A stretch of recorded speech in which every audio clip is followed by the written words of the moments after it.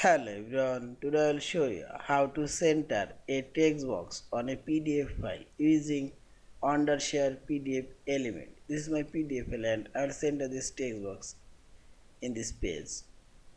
First I click on this edit option and this edit section and select a edit text and this text box border option and click on this border and select this text box and this right sidebar click on this properties option and this bottom option. Here you will find this align option and here you will find this center this page and see this text box now center of this pages.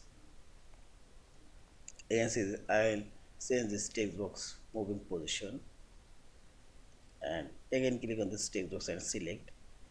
You can center this also you can find this option, click right button for your mouse and select this alignment option and see this. You can center horizontal of this page, see this,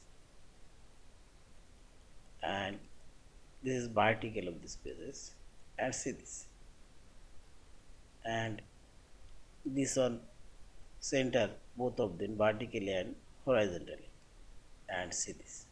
Yeah, in this way you can center a text box on these pages and finally select this file option, save or save as your PDF file. Thank you for watching. Please subscribe, like, share and comments.